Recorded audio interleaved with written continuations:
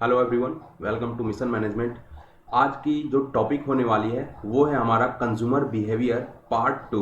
Last class में हमने economics के कंज्यूमर बिहेवियर पार्ट वन के बारे में बात करी थी, जिसमें हमने यूटिलिटी पढ़ा था, जो क्या क्या स्कूल ऑफ थॉट्स है, कार्डिनल अप्रोच, ऑर्डिनल अप्रोच, उसके बारे में बात करी थी। कार्डिनल अप्रोच में कंज्यूमर अपने इक्विलिब्रियम को कैसे फाइंड करता है in case of single commodity, उसकी भी बात हमने कर ली थी।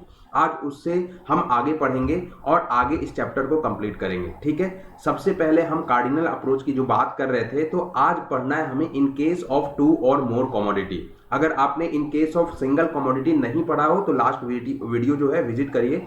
आज की बात हमारी इस केस में होगी कि जब कंज्यूमर दो या दो से ज्यादा गुड्स को, दो या दो से ज्यादा कमोडिटी को कंज्यूम करता है, उस केस में वो अपनी इक्विलिब्रियम पे कैसे पहुंच पाएगा। ठीक है, तो सबसे पहले पढ़ते हैं कि कार्डिनल अप्रोच का जो टू और मोर कमोडिटी होता है ना, वो किस पे बेस्ड होता है। वो बेस्ड होता है law of equi marginal utility के ऊपर। ये बहुत इंपॉर्टेंट पॉइंट है UGC net point of view से। ठीक है, प्रोफेसर गोसेन ने दिया था। अब ये लॉ क्या बताता है आपको? This law states that consumer in order to maximise their satisfaction should spend their money income on two goods. अब देखिए, ये जो इतना लिखा हुआ है ना, ये भले लिखा हुआ है, इसको समझने के लिए आपको क्या करना पड़ेगा। आप जब लास्ट वीडियो विजिट करोगे तो सिंगल गुड्स कमोडिटी में कंज्यूमर अपनी इक्विलिब्रियम कहां पाता था? आपने बोला सर जो MUX है हमारा अपॉन PX करोगे तो आप करोगे सर MUM। ठीक है, अगर एक गुड्स था, केवल गुड X था, ठीक है, तो MUX upon price of good X equal to हम कर देते MUM के। ठीक है, अगर मैं बोलूं कि MUY अगर कंज्यूम करे तो सर बोलोगे कि MUY upon PY equal to MUM, ये हो जाएगा। ठीक है, अगर मैं बोलूं चलो Z भी एक गुड्स है, Z कंज्यूम करे तो क्या बोलोगे सर? सिमिलरली कर दीजिए MUZ, ठीक है, upon price of good Z equal to MUM। अब ये एक चीज देख रहे हो कि जो MUM है ना, marginal utility of good money है ना, मार्जिनल यूटिलिटी ऑफ मनी है, इसमें भी सेम है, इसमें भी सेम है और इसमें भी सेम है। तो ये हम बोल सकते हैं ना कि जो MUX upon PX equal to MUY upon PY है ना, equal to MUZ upon PZ, ये सबके इक्वल होगा MUZ, है ना। ये जब MUZ के इक्वल हो जाएगा, यही हमें सेटिस्फाई कराना है कि consumer in case of two और मोर कमोडिटी में यहां तक हमारे इक्विलिब्रियम में पहुंच जाएगा। ठीक है, तो ये आप देख सकते हो जो फॉर्मूला है MUX upon PX upon MUY upon PY equal to MUM। अब चाहे कितने भी गुड्स आ जाए, ABCD आ जाए, XYZ आ जाए, कितने भी गुड्स आ जाए, इन दोनों को इक्वल कर दीजिएगा तो आपका जो कंज्यूमर का इक्विलिब्रियम है इन केस ऑफ टू और मोर कमोडिटी वो अचीव हो जाएगा। ठीक है, इस लॉ को हम गोसेन का सेकंड लॉ भी बोलते हैं, ध्यान रखिएगा। क्लियर? आइए समझ लेते हैं क्या हो रहा है। ठीक है, हम क्यों ऐसे बोल रहे हैं कि MUX upon PX equal to MUY upon PY equal to MUZ। हालांकि यूसी नेट के पॉइंट ऑफ व्यू से हमारा ये आपको समझना जरूरी है कि क्यों इक्वल ही होना चाहिए। ठीक है, तो देखिए समझने के लिए हमने टेबल लिया है। टेबल में हमने ये माना है कि कंज्यूमर की जो इनकम है ना वो 60 रुपीज है और जो प्राइस ऑफ गुड X है वो 10 रुपए पर यूनिट है and price of good Y है वो 5 रुपीज पर यूनिट है। ठीक है, तो इक्विलिब्रियम हमने 5X एंड 2Y पे माना है। कैसे माना है देख लीजिए। क्वांटिटी क्या है? हमने 1 2 3 4 5 6 क्वांटिटी तक हमने कंज्यूम किया है। क्लियर? अब जैसे ही हमने गुड X का कंज्यूम किया पहली क्वांटिटी, तो क्या होगा? मैक्सिमम सेटिस्फैक्शन मिलेगा, 100 के इक्वल हमें मिल गया। दूसरी यूनिट कंज्यूम करी तो थोड़ा सा कम होगा, आपने सीख लिया है law of DMU, diminishing marginal utility. ठीक है, तो ये कम होके 90 हो गया। फिर से थर्ड हमने कंज्यूम किया तो 80 हो गया, 70 60 और 50। कब? इन केस ऑफ गुड X, जब हमने गुड X को कंज्यूम किया। सिमिलरली गुड Y को हमने कंज्यूम जब किया तो उससे हमने सेटिस्फैक्शन कितना मिला? पहले यूनिट पे 35, फिर कम होते जाएगा 30, 25, 20, 15 और 10, ये मिल चुका है। अब हमें हर यूनिट पे निकाल लेना है MUX अपॉन PX। ठीक है, अब MUX upon PX equal to MUY upon PY equal to MUM। तो ये हर केस में MUM तो सेम ही रहेगा। कहने का मतलब क्या है, हमें ये सेटिस्फाई कराना है MUX upon PX equal to MUY upon PY, ये दोनों इक्वल हो जाना चाहिए, तभी हमारा जो कंज्यूमर है इक्विलिब्रियम में पहुंच जाएगा। ठीक है, आइए चेक करते हैं। अब MUX जो 100 है, ठीक है, MUX 100 अपॉन X की प्राइस कितनी है पर यूनिट, आपने बोला सर 10, तो 10 अपॉन 10 इंटू 10 करिएगा 100 आ जाएगा। सिमिलरली 90 अपॉन 10 करिएगा 9 आ जाएगा। सिमिलरली 80 अपॉन 10 8 7 6 और 5। ठीक है, सिमिलरली जब MUY अपॉन PY निकालिएगा तो 35 ये रहा और एक यूनिट की प्राइस हमारी 5 रुपीज है, तो डिवाइड करिएगा तो 7 6 5 4 3 2 आ जाएगा। क्लियर। अब हमारा देखिए एक बंडल बनाइए। ठीक है, बंडल में हम चेक क्या करना चाहेंगे कि कौन सा बंडल कंज्यूमर को सेलेक्ट करना चाहिए ताकि आप मैक्सिमम सेटिस्फैक्शन अचीव कर सको। लेकिन एक बात और ध्यान रखिए यहाँ पे, ठीक है, हमने ये बोला है कंज्यूमर की इनकम जो है ना 60 रुपए है, वो 60 रुपए जो है ना वो 1 रुपए भी बचना नहीं चाहिए। इस 60 रुपए से आप ऊपर भी खर्चा नहीं करोगे, इस 60 रुपए से मतलब 59 भी नहीं आना चाहिए हमारा, 60 का 60 प्रॉपर यूटिलाइज हो जाना चाहिए ये, है ना। तो तभी आप कंज्यूमर जो कहलाएगा इक्विलिब्रियम में पहुंच चुका है ना। सारी रुपए इसकी खर्च हो जानी चाहिए। देखिए अब बात कर रहे हैं 10 है इसमें MUY अपन PY में कहीं 10 है तो ये बंडल हम कैंसिल कर देते हैं। ठीक है, 9 है, ये 9 इसमें तो कहीं नहीं है, 9 भी कैंसिल कर दीजिए। 8 है, 8 इसमें कहीं नहीं है, 8 भी कैंसिल कर दीजिए। ठीक है, 7 है, देखिए ये 7 है और ये 7 है। क्लियर। 6 भी है, 6 है, 6 है और 5 है, 5 और 5, बाकी 4 3 2 ये कट कर दीजिए, नहीं है, मतलब 7 6 5 हमारा है। 7 किस पे आ रहा है देखिए। अब हम ये 4, अब देखिए ये x है, ठीक है, x और y। अब 4 unit of good x, clear, 4 unit of good x plus यहां पे कितना है, ये 7 कितने पे आ रहा है 1 पे, 1 यूनिट ऑफ गुड y। पहला कंडीशन तो हमारा ये बन गया। सिमिलरली 6 किस पे है 5 पे, तो दूसरा condition 5 unit of good x plus, है ना, 5 इसमें किस पे आ रहा है 3 पे, 3 unit of good y। Similarly तीसरा कंडीशन क्या होगा, तीसरा है जो 6 हमारा 5 यूनिट ऑफ गुड x। ठीक है, हाँ ये 6 आ रहा है, 6 unit of good x plus 5 किस में आ रहा है यहाँ पे 3 पे।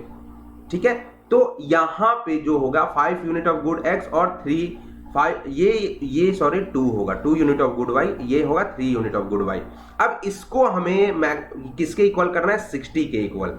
अब देख लेते हैं 60 के इक्वल कौन सा आ रहा है। तो x की प्राइस क्या है पर यूनिट 10 है, ठीक है, और y की 5 है। तो अगर पहला हम कंसीडर करें तो 5 4 जा कितना हो गया 20 और प्लस 5 हो गया, ये 25 हो गया। ये तो कभी जिंदगी में नहीं होगा क्योंकि हमें 60 रुपया की इक्वल करना है। ठीक है, दूसरे केस में चलते हैं, ये 5x है, 5 इंटू 10 ये 50 हो गया, प्लस ये 2y हो गया, 5 दूना 10, ये 10 करिए तो ये 60 हो गया, 60 इक्वल टू 60। ये मतलब सेकंड कॉम्बिनेशन जो हमारा है वो कंसीडर किया जा सकता है क्योंकि यहाँ पे ये वो स्टेज है जहां पे कंज्यूमर अपनी इक्विलिब्रियम में पहुंच जाएगा। क्लियर। और थर्ड में तो ये 6 5 जा 6 10 जा, ये तो 60 खुद ही हो जा रहा है, अकेले ही 60 हो जा रहा है, तो ये भी हम नहीं कंसीडर करेंगे। मतलब कंज्यूमर अपनी इस गिवन सिचुएशन में इक्विलिब्रियम कहां पे अटेन कर पाएगा, जहां पे हमारा 5 यूनिट ऑफ गुड x है plus 2 unit of good y है, इक्वल टू हमारा मार्जिनल यूटिलिटी ऑफ जो मनी है 60 के इक्वल हो जाएगा। ये कहलाता है हमारा cardinal approach in case of 2 और मोर कमोडिटी। ठीक है, आपका ग्राफ ये दिया रहा है, ग्राफ आप देख लीजिए, इनकम लाइन है ये बीच वाला, जहां भी कट होगा वहीं पे कंज्यूमर की इक्विलिब्रियम हो जाएगी। क्लियर। आई बिलीव कि यहां तक आपको समझ में सारी बातें आ गई होंगी। ठीक है, अब बात करते हैं ऑर्डिनल अप्रोच की। तो ऑर्डिनल अप्रोच जब भी पढ़िएगा ना तो ऑर्डिनल अप्रोच में जो कंज्यूमर होता है वो कहां पे इक्विलिब्रियम फाइंड करता है, उसको पढ़ने से पहले सबसे पहले आपको इंडिफरेंस कर्व के बारे में जानना होगा।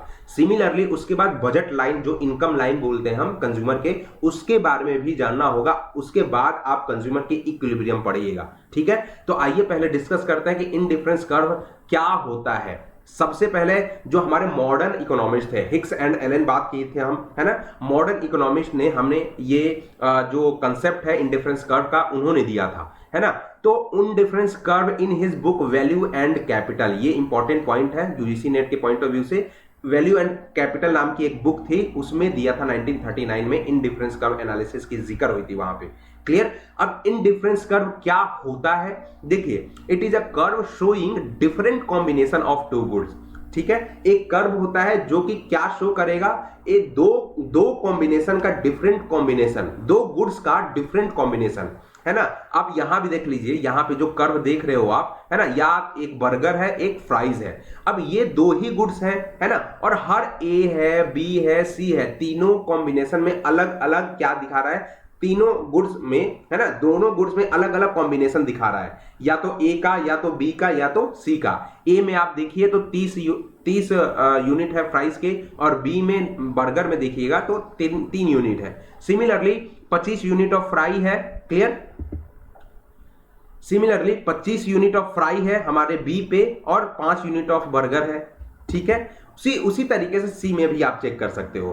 तो हमारा इनडिफरेंस कर्व होता क्या है, it is a curve showing different combination of two goods. दो ही गुड्स होनी चाहिए, और जो दो गुड्स होना चाहिए ना, चाहे आप यहां ए सेलेक्ट करिए, चाहे बी सेलेक्ट करिए, या सी सेलेक्ट करिए, तीनों के तीनों same level of satisfaction provide करेंगे इफ कंज्यूमर किसी भी एक को सेलेक्ट करता है। तो अगर चाहे आप ए को सेलेक्ट करिए, चाहे बी को या सी को सेलेक्ट करिए, ये हर एक कोई भी कॉम्बिनेशन चूज करेगा कंज्यूमर, तो सेम लेवल ऑफ सेटिस्फैक्शन उसे मिलेगा। वो कहलाता है इनडिफरेंस कर्व। चूंकि हर लेवल पे आपको इक्वल सेटिस्फैक्शन मिलता है, इसलिए आपका ये कर्व इक्वल सेटिस्फैक्शन कर्व के नाम से भी जाना जाता है। क्लियर है। चले आगे बढ़ते हैं।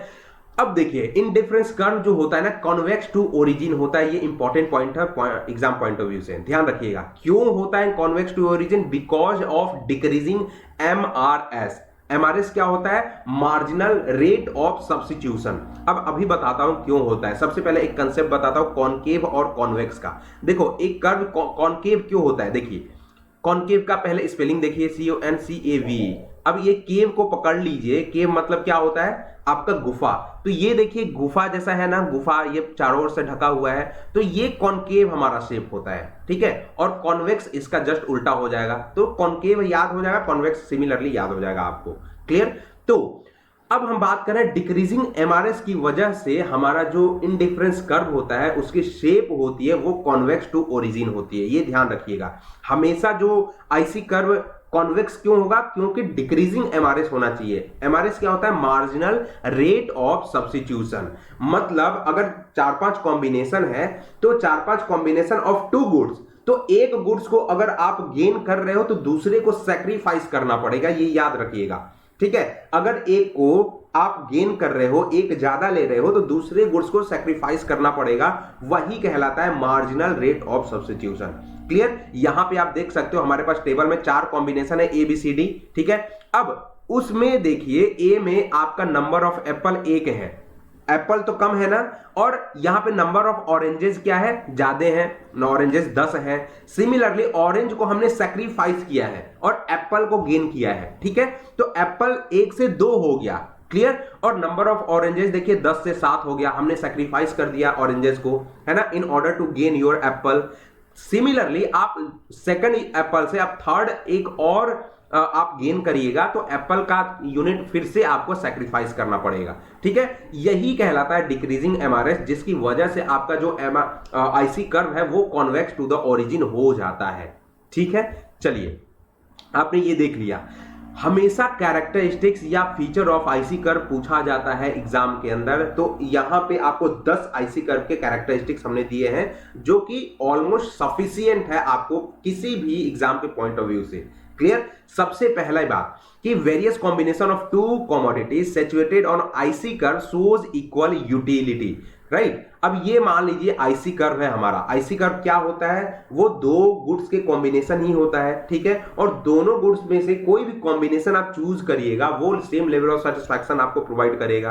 पहला इंपॉर्टेंट पॉइंट। दूसरा, आईसी कर्व नेगेटिवली और downward from left to right. ये देखिए डाउनवर्ड हमेशा होगा IC curve, left to right की तरह। और क्या होगा, कॉन्वेक्स टू द ओरिजिन होगा, अभी अभी आपने पढ़ा है, क्लियर। और higher IC curve always yields higher level of satisfaction. अब देखिए जरूरी नहीं है कि एक जो ग्राफ हमने बनाया है ना, उस पे एक ही आईसी कर्व लाई करे, है ना, हो सकता है आपको 2-4 आईसी कर्व हो, क्लियर।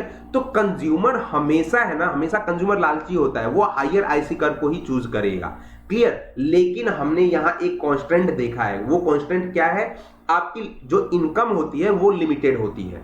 तो लिमिटेड होती है इसकी वजह से ये जो सबसे ऊपर वाला आईसी कर्व है ये तो एकदम ऊपर लेवल का है, मतलब आपकी करोड़ों की इनकम होगी तब ये कंज्यूमर क्या करेगा, पाना चाहेगा। लेकिन कंज्यूमर की लिमिटेड इनकम की वजह से वो पहली आईसी कर्व या दूसरी आईसी कर्व पे रहता है, ठीक है। तो हायर जो हायर जो आईसी कर्व होगा ना, कंज्यूमर हमेशा उसी पे जाना चाहेगा। लेकिन लिमिटेशन क्या होती है, उसकी इनकम लिमिटेड होती है।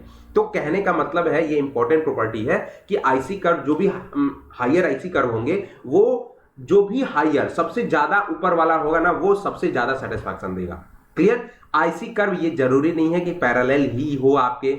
अब अभी ऐसे पैरेलल देख रहे हो, आईसी कर्व ऐसे भी हो सकता है, ऐसे भी हो सकता है, ऐसे भी हो सकता है, जरूरी नहीं पैरेलल ही हो, ठीक है। आईसी कर्व कभी भी ना तो एक्स एक्सिस टच करेंगे ना ही वाई एक्सिस टच करेंगे, क्लियर। और ये कभी एक दूसरे को आईसी कर्व इंटरसेक्ट भी नहीं करेंगे, नेक्स्ट पॉइंट था हमारा। और आईसी कर्व आपका सर्कुलर भी हो सकता है, ध्यान रखिएगा, ये आपको बस ध्यान रखना है, ये कभी पूछा नहीं गया है, नहीं पूछा जाएगा, लेकिन आपको एक बढ़िया अंडरस्टैंडिंग के लिए याद रखना है कि सर्कुलर भी हो सकता है आईसी कर्व आपके, क्लियर। अब ये जो 9th एंड 10th पॉइंट है ना, ये बार बार एग्जाम में पूछा जाता है कि परफेक्ट सब्स्टिट्यूट के केस में आपका आईसी कर्व का शेप क्या होगा। यहां पे परफेक्ट सब्स्टिट्यूट के केस में आपका आईसी कर्व 45 डिग्री हो जाता है और इसकी यहां पे रेशियो क्या बनती है, 1:1। ध्यान रखिएगा, 1:1 इसकी रेशियो बनती है, ये एग्जाम में बहुत बार पूछा गया है। और लास्ट जो पॉइंट है, in case of perfect complementary of substitute तो पता होगा आपको, सब्स्टिट्यूट गुड्स मतलब टी और कॉफी, कॉम्प्लीमेंट्री गुड्स मतलब कार और पेट्रोल, ठीक है। तो परफेक्ट कॉम्प्लीमेंट्री के केस में हमारा जो आईसी कर्व होता है वो एल शेप्ड बन जाता है, और एल शेप्ड मतलब यहाँ पे 90 डिग्री अगर हम मेजर करें तो वो 90 डिग्री हो जाता है। ये 10 कैरेक्टरिस्टिक्स थे हमारे आईसी कर्व के, क्लियर है। चलिए अब हम आगे बात करते हैं एजम्पशन क्या होना चाहिए आईसी कर्व के। अगर आप इकोनॉमिक्स पढ़ रहे हो, थ्योरीज पढ़ रहे हो, आईसी कर्व पढ़ रहे हो, तो कुछ ना कुछ एजम्पशन जरूर रखे होगे आप, है ना। डिमिनिशिंग मार्जिनल यूटिलिटी भी पढ़ा था आपने, तो वहां भी एजम्पशन देखा था। सिमिलरली इकोनॉमिक्स बिना एजम्पशन के चले आप हो ही नहीं सकता, ठीक है। तो एजम्पशन ऑफ आईसी कर्व की अगर बात करें तो हमारा क्या है, होमोजीनियस एंड डिविजिबल कमोडिटी। आपकी जो कमोडिटी जो यूज कर रहे हो वो होमोजीनियस होनी चाहिए, एक जैसा होना चाहिए। होमोजीनियस का मतलब क्या होता है, कि होमोजीनियस का मतलब ये होता है मेरे दोस्त कि the commodity should be equal और uniform in each and every single aspect, है ना, whether it is size, colour, quality, quantity, everything, हर एस्पेक्ट में सेम होनी चाहिए, वो कहलाता है होमोजीनियस। तो आपकी आईसी कर्व का जो हमने एजम्पशन बताया है आपको पहला, कि आपका जो कमोडिटी होना चाहिए वो होमोजीनियस और डिविजिबल भी होना चाहिए। पहली बात, आपका जो कंज्यूमर होना चाहिए जो यूज कर रहा है गुड्स को, वो रेशनल बिहेवियर का होना चाहिए। मतलब इसको ये माना जाता है कि जो कंज्यूमर होता है वो समझदार होता है, मार्केट में, मार्केट प्लेस में रह रहा है, सोसाइटी में रह रहा है, तो समझदार कंज्यूमर है, पागल वागल नहीं है अपना, ठीक है। Ordinal approach not cardinal approach, ये तो आपने देखा ही है कि ऑर्डिनल अप्रोच की ही हम बात करते हैं। आईसी कर्व की जब भी बात करते हो आप ऑर्डिनल अप्रोच में ही करते हो, कार्डिनल में तो आपने दोनों देखा ही था, in case of single commodity, in case of two और मोर कमोडिटी, ठीक है। डिमिनिशिंग एमआरएस होना चाहिए, ये बहुत इंपॉर्टेंट बात है। अगर आपको आईसी कर्व बनाना है तो आपका जो मार्जिनल रेट ऑफ सब्स्टिट्यूशन होगा ना, वो डिमिनिशिंग करता रहना चाहिए, ठीक है। मतलब कि अगर आप एक को गेन कर रहे हो दूसरे को सेक्रीफाइस करना पड़ेगा, क्लियर।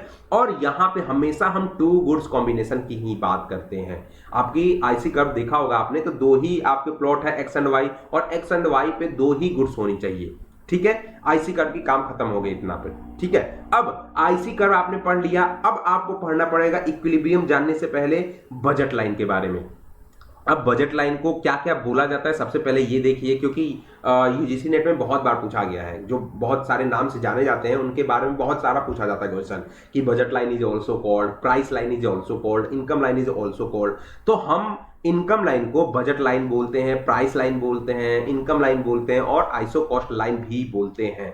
अभी इसी से रिलेटेड आपको आइसो क्वांट भी देखने को मिलेगा, वो प्रोड्यूसर का होगा, ठीक है। आइसो क्वांट आईसी कर्व आपने पढ़ा है ना, तो ये आईसी कर्व कंज्यूमर का होता है, आईसी क्वांट जो होता है वो प्रोड्यूसर का होता है, बाकी सारे फीचर सेम होंगे, ठीक है, हम डिस्कस करेंगे बाद में। तो बजट लाइन क्या होगा आपका कि shows all those anticipated quantities of to commodities which a consumer can but his monetary income. मतलब ऐसे बोल सकते हो कंज्यूमर की जो इनकम होती है ना उसको लाइन को ड्रॉ कर दीजिए, उसके ग्राफ खींच दीजिए, वही होता है आपका बजट लाइन, ठीक है। अब बजट लाइन ये मान लीजिए बजट है, बजट लाइन है, और हमने क्या बोला है कि आपकी जो इनकम होगी वो पूरी की पूरी खर्च होनी चाहिए, ठीक है। तो ये देखिए ये जो पॉइंट है ना वो बजट लाइन पे है, मतलब कंज्यूमर की इस पे ये कोई भी कॉम्बिनेशन चूज करता है तो यहां पे उसकी इनकम पूरी खर्च हो जाएगी। अगर आप बजट लाइन से इधर हो, मतलब लेफ्ट साइड में हो, है ना, तो यहां पे जरूर आप कोई भी चीज कोई भी कमोडिटी चूज कर सकते हो, लेकिन यहां पे आपकी इनकम जो है वो कभी भी फुलफिल नहीं हो पाएगी, थोड़ा बहुत बच ही जाएगा इनकम, ठीक है। और अगर आप ऊपर का चीज नहीं ले सकते हो क्योंकि आपकी इनकम ही उतनी नहीं है, तो इस पॉइंट को जो कंज्यूमर ले सकता है उसको क्या बोलते हैं, अटेनेबल पॉइंट, ठीक है। और इस पॉइंट को क्या बोलते हैं, अनअटेनेबल पॉइंट, ठीक है, ये ध्यान रखिएगा। अब देखिए यहां हमने क्लियर कर दिया, ये सारी चीजें लिख दी हैं, ठीक है। स्लोप ऑफ बजट लाइन कितनी बार पूछा जाता है कि क्या होता है, आप as per UGC NET exam की स्लोप ऑफ बजट लाइन क्या होता है। तो स्लोप ऑफ बजट लाइन जब भी आप लिखिएगा एग्जाम के अंदर, ऑप्शन जो करेक्ट होगा कि price of commodity X upon price of commodity Y, P X upon P Y होता है हमारा slope of budget line. Clear. चलिए अब हम बात करते हैं कंज्यूमर की इक्विलिब्रियम की। इक्विलिब्रियम हमने क्या बोला था, इक्विलिब्रियम पढ़ने से पहले आपको आईसी कर्व के बारे में जानना होगा, उसके बाद आपको क्या जानना होगा, बजट लाइन के बारे में जानना होगा जो कंज्यूमर की इनकम लाइन होती है, ठीक है। अब आप आराम से इस स्टेज में आ चुके हो कि आप आईसी कर्व के थ्रू कंज्यूमर की इक्विलिब्रियम पढ़ सको, है ना, आप ऑर्डिनल अप्रोच के थ्रू कंज्यूमर के इक्विलिब्रियम पढ़ सको। तो हम कहां पे इक्विलिब्रियम बात कर रहे हैं, देखिए आपने यहां कर्व बनाया था, आपका ये बजट लाइन है, ठीक है, और एक आपका आईसी कर्व है। अब ये जो आईसी कर्व है ना जहां पे टेंजेंट होता है बजट लाइन से, ध्यान रखिएगा, ये आपका एक ग्राफ था, ये आपका बजट लाइन था, और ये आपका क्या है, ये आपका क्या है, आईसी कर्व। अब जहां पर भी ये थोड़ा सा टच होगा, थोड़ा सा टच होगा मतलब टच कब होगा, ये तो एकदम स्ट्रेट लाइन है ना, अब टच होने का मतलब ये कहीं ना कहीं उस पॉइंट पे आईसी कर्व हमारा कहीं ना कहीं थोड़े समय के लिए वो हुआ होगा, स्ट्रेट हुआ होगा, स्ट्रेट हुआ तभी ना, ये तो मुड़ा नहीं है भाई, ये तो मुड़ा हुआ नहीं है, थोड़ा सा स्ट्रेट इसी को होना पड़ेगा उस पॉइंट पे, उस थोड़ा सा पॉइंट पे, है ना। तो जहां पे भी ये दोनों टेंजेंट हो जाते हैं, जहां पे भी आपका आईसी कर्व और बजट लाइन टेंजेंट हो जाते हैं, वहीं पे हम कंज्यूमर के इक्विलिब्रियम को फाइंड कर लेते हैं। हम बोलते हैं कि जो कंज्यूमर की इक्विलिब्रियम है इसी पॉइंट पे है जहां पे बजट लाइन और प्राइस लाइन, जो बजट लाइन प्राइस लाइन या इंडिफरेंस कर्व दोनों इक्वल हो जाते हैं, वहीं पे कंज्यूमर अपना इक्विलिब्रियम अचीव कर लेता है, ठीक है। अब यहां पे हमने तीन बजट लाइन दिए हैं, तीन आईसी कर्व लाइन दी है, सॉरी, है ना, एक आपका इनकम लाइन है और तीन आपके आईसी कर्व है। तो ये तो कंज्यूमर कभी भी ऑप्ट नहीं करेगा, क्यों, क्योंकि यहाँ पे उसकी इनकम क्या हो जाएगी, अभी बचेगी, है ना, बचेगी। आपका जो ये वाला पॉइंट है, जो IC2 हमारा कर्व है, वो टेंजेंट भी है और वो बजट लाइन पे भी है। बजट लाइन पे मतलब यहाँ पे कंज्यूमर पूरा अपना इनकम जो है वो खर्च कर देगा, क्लियर। और IC3 क्या है, वो भी कभी नहीं ले पाएगा, क्यों नहीं ले पाएगा, क्योंकि उतनी इनकम ही नहीं है, क्लियर। एक पॉइंट और, हमने एक ही पॉइंट बताया है कि आपका जो आईसी कर्व, जो कंज्यूमर इक्विलिब्रियम होगा, वो कहां पे होगा, जो स्लोप ऑफ इंडिफरेंस कर्व होगा वो इक्वल होना चाहिए स्लोप ऑफ प्राइस लाइन से, दोनों इक्वल हो जाएंगे, कंज्यूमर अपने इक्विलिब्रियम में पहुंच जाएगा, पहला पॉइंट। दूसरा पॉइंट कि आपकी जो वो होगी, है ना, आपका जो एमआरएस होगा, मार्जिनल रेट ऑफ सब्स्टिट्यूशन होगा, वो डिमिनिशिंग होना चाहिए, डिक्रीजिंग होना चाहिए। ये बहुत लोग नहीं बताते हैं, लेकिन ये दोनों को फॉलो करना पड़ेगा, तभी आपका जो कंज्यूमर अपने इक्विलिब्रियम में पहुंच पाएगा, क्लियर। इतनी बातें कंज्यूमर इक्विलिब्रियम आप समझ गए इन केस ऑफ ऑल एस्पेक्ट, ठीक है। अपने कार्डिनल अप्रोच में भी कंज्यूमर इक्विलिब्रियम समझ गए, ऑर्डिनल अप्रोच में भी कंज्यूमर की इक्विलिब्रियम आप समझ गए, ठीक है। अब हम बात करते हैं एक छोटा सा कंसेप्ट, कभी कभी एग्जाम में पूछ लिया जाता है कि भैया इंडिफरेंस मैप क्या होता है। तो इंडिफरेंस मैप में ज्यादा कंफ्यूज नहीं होना है कि एक ही लाइन पे आप 2-4 ड्रॉ कर दो आईसी कर्व ना, वही हो जाता है इंडिफरेंस मैप। मतलब the family of indifference curve is called indifference map. बहुत सारा एक प्लॉट पे बहुत सारा इंडिफरेंस कर्व खींच दो, वही हो जाता है आपका इंडिफरेंस मैप। और the indifference map refers to a set of indifference curve. देखिए सेट ही है तो है इंडिफरेंस कर्व का, ठीक है, that reflects an understanding and give an entire view of consumer choices. अब हम कंज्यूमर चॉइसेस की भी बात कर रहे हैं कि कंज्यूमर अपनी, अब देखिए अब ये मान लेते हैं कि ये बहुत सारा आईसी कर्व दिया हुआ है, तो अगर कोई धनी व्यक्ति है तो इस पे आ जाएगा कि नहीं, इस पे आ जाएगा कि नहीं, ये आईसी कर्व चूज कर लेगा कि नहीं, अगर कोई मिडिल वाला व्यक्ति है वो इस पे आ जाएगा कि नहीं, अगर कोई एकदम लो इनकम ग्रुप है ना, वो एकदम इधर आ जाएगा कि नहीं। तो आप कहीं ना कहीं इन डिफरेंस मैप से कंज्यूमर के चॉइसेस को भी कंसीडर कर रहे हो, देख पा रहे हो, रिप्रेजेंट कर पा रहे हो। क्लियर है, वो कहलाता है इंडिफरेंस मैप। क्लियर। अब ये चैप्टर पूरी तरीके से खत्म हो चुका है। एक कंसेप्ट कभी कभी पूछ लिया जाता है रिवील्ड प्रेफरेंस थ्योरी के बारे में, ठीक है। सबसे पहले बात करेंगे कि रिवील्ड प्रेफरेंस थ्योरी दिया किसने था। वो दिया गया था सैमुअल्सन के द्वारा, है ना। सैमुअल्सन ने बोला था कि this theory is based on axiom that all the combination of budget line are equally expensive. जो आप बजट लाइन देखते हो, है ना, और कोई भी कॉम्बिनेशन को चूज करो, किसी भी कॉम्बिनेशन को चूज करो, वो इक्वली एक्सपेंसिव होता है, सारे के सारे महंगा होता है, ठीक है। और कोई भी कंज्यूमर आके इस कोई भी कॉम्बिनेशन को चूज करता है ना, तो वो बेसिकली क्या कर रहा होता है, वो अपने प्रेफरेंस को रिवील कर रहा होता है, वो अपने प्रेफरेंस को बता रहा होता है कि भैया हमने ये चूज किया है। और इसी पर्टिकुलर सिचुएशन को हम क्या बोल रहे हैं, आपने बोला रिवील्ड प्रेफरेंस थ्योरी, ठीक है। और इसको एक और नाम से जाना जाता है, this theory is also called third root of logical theory of demand. Clear, ये याद रख लीजिएगा, बहुत इंपॉर्टेंट पॉइंट है, ठीक है। तो हमारी जो इकोनॉमिक्स की आज तीसरी क्लास थी, इकोनॉमिक्स में हमने इंट्रोडक्शन पार्ट कर लिया था। इकोनॉमिक्स में हमने कंज्यूमर इक्विलिब्रियम जब पढ़ा था, कंज्यूमर बिहेवियर जब पढ़ा था, तो यूटिलिटी की बात करी थी, यूटिलिटी, फिर से हमने कार्डिनल अप्रोच की बात करी, ऑर्डिनल अप्रोच की बात करी।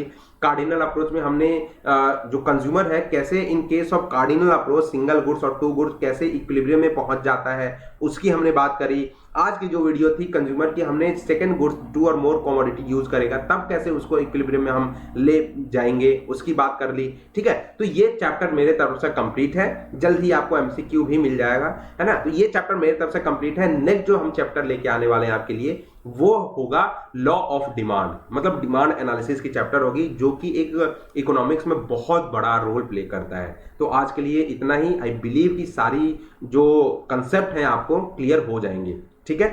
Thank you very much.